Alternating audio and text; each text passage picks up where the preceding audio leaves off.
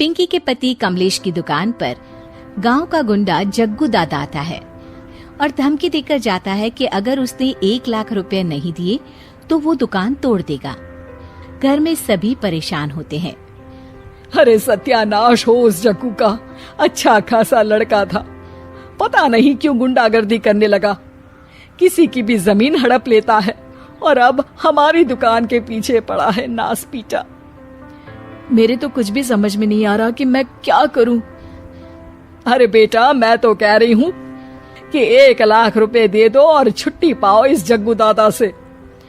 नहीं माँ, मेहनत की कमाई है, ऐसे कैसे दे दूं? मैं तो 1 रुपया भी नहीं देने वाला उसे। अरे पैसा तो दोबारा भी कमा लेंगे, पर जान है तो जहान है। नहीं पिताजी, मैं नहीं दूंगा पैसे, मैंने फैसला कर लिया है। पिंकी कमरे में आकर सोचने लगती है, मेरे पति के ऊपर ये कैसी मुसीबत आ गई है। हे भगवान, क्या करूं मैं? तभी उसे जादुई पत्थर से आवाज सुनाई देती है, दन दना दन दन दन दन, जो चाहे वो तू बन। अरे हाँ, मैं भी कितनी भुलक्कड़ हूँ, मेरे पास तो जादुई पत्थर है, पर मैं क्या करूं? जग्गू दादा तो बहुत बड़ा गुंडा है, उसका सामना मैं कैसे कर पाऊंगी? पर मुझे ये करना ही होगा। पिंकी प्लान बनाती है और उसे एक आइडिया आता है और वो आइडिया वो सबको बताती है। सुनिए, मेरे पास एक प्लान है, आप जग्गू दादा को पैसे देकर उन्हें घर पर खाने पर बुलाइए। सब ये सुनकर दंग रह जाते हैं। लो और सुनो, अरे वो तुम्हारे दूर के चाचा नहीं है जिसको खाने पर बुलाया जाए, जग्गू दादा है, इस गांव में सबसे अमीर और 1 नंबर का गुंडा। ओफो सासू माँ, मैं जो कह रही हूँ वो करके तो देखिए। मैं आपको यकीन दिलाती हूँ कि कल के बाद जग्गू दादा हमें कभी परेशान नहीं करेगा। पिंकी के कहने पर कमलेश जग्गू दादा को रुपए देता है और उसे अपने घर खाने पर बुलाता है।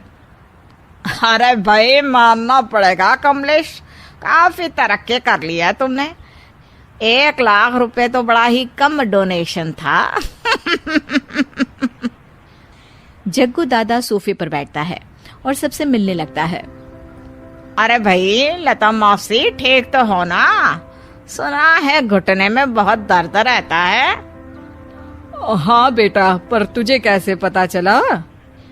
अरे जग्गू दादा सारे गांव की खोज खबर रखता है, और वैसे भी मेरी माँ और आप तो बचपन की सहेलियां थी ना, तो आप तो हमारी मौसी हुई। मौसी कहकर 1 लाख रुपए का चूना लगा रहा है कमबख्त।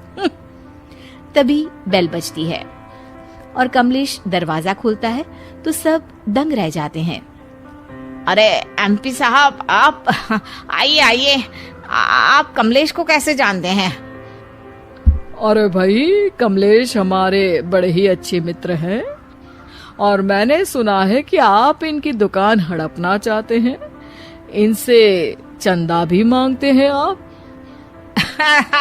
अरे एमपी जी, वो तो बस थोड़ा धंधे में मंदी चल रही थी तो गांव वालों से थोड़ी मदद मांग ली।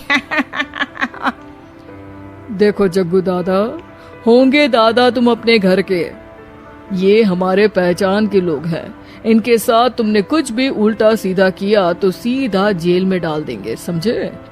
फिर वहां बाकी कैदियों से चंदा मांगते फिरोगे क्या?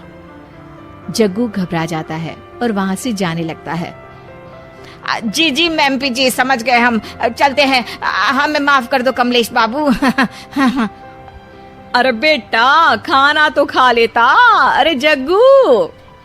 जग्गू दादा को भागता देख एमपी के रूप में बदली पिंकी हंसने लगती है और सब एमपी के पास आते हैं और उनका धन्यवाद करते हैं। आपको कैसे पता चला एमपी साहब कि जग्गू हमें परेशान कर रहा था? आपकी बहू पिंकी है ना, बड़ी ही समझदार है, वो मेरे ऑफिस आई और मुझसे मदद मांगी। क्या पिंकी ने यह सब किया? पिंकी अपने रूप में वापस आ रही होती है। अच्छा, मैं चलता हूँ, मेरा मतलब है। अरे ऐसे कैसे, आप बिना खाना खाए नहीं जा सकते, आइए आइए। नहीं नहीं, फिर कभी, मुझे जाने दीजिए। पिंकी भागती है। अरे इन्हें किस बात की जल्दी थी? लगता है कोई इम्पोर्टेंट मीटिंग होगी माँ। हाँ भाई, बड़े लोग हैं, दिन में कुछ ना कुछ चलता ही रहता है। लेकिन भगवान का शुक्र है कि आज बहू की वजह से सब सही हो गया। पर बहू है कहाँ? पिंकी घर से दूर भागते भागते अपने रूप में वापस आ जाती है। उफ, बाल बाल बच गई आज तो।